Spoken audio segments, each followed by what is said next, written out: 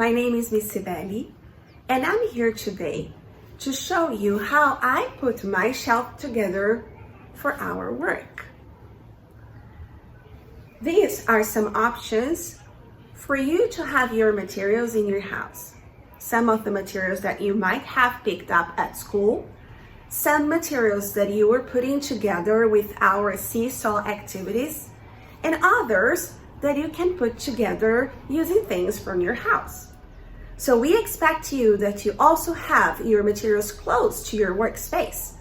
So when we ask you to grab some materials, you know where they are. This is the practical life and art area.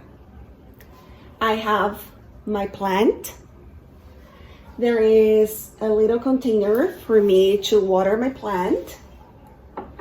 Some cotton for me to clean my plant.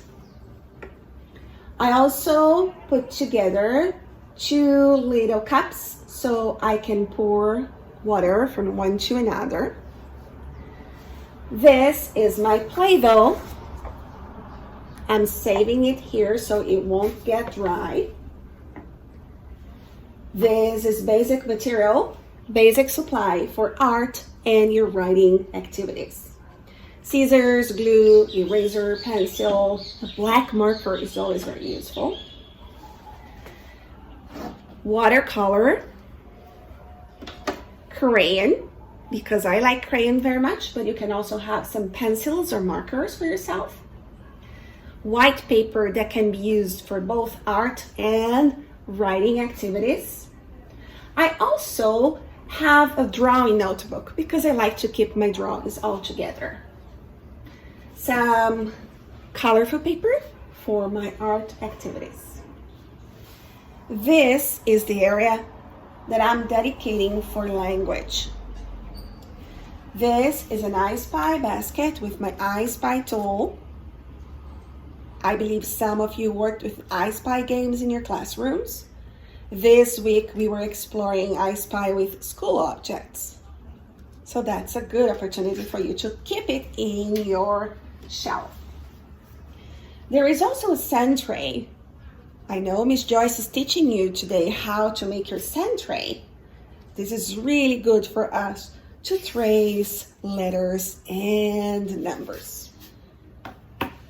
Today, there are some letters here, but this is a very good space for you to keep your movable alphabet if you're a K-5 child. This is our math area. You will find our numeral cards.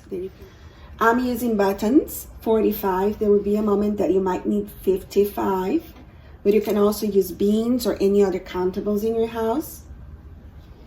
You might have some Unifix blocks if you are a K4 or a K5 and if you picked up materials at school. If you don't, that's fine. You can also use your buttons for the activities we are going to propose. I've cut some shapes so I can have a little basket with some shapes.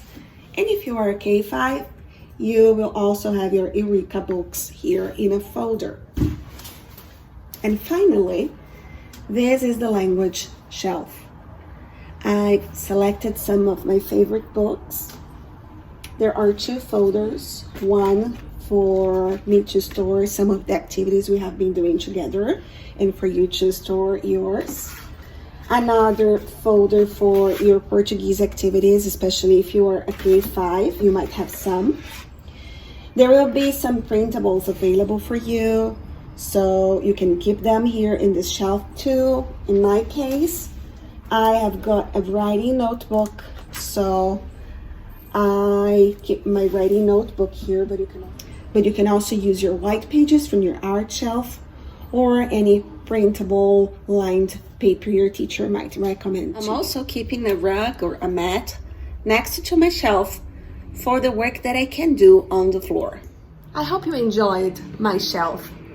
Now it's your turn to show your teacher yours. Show us your workspace and the materials that you have close to you to work with us. We can't wait to see that. See you soon. Bye-bye.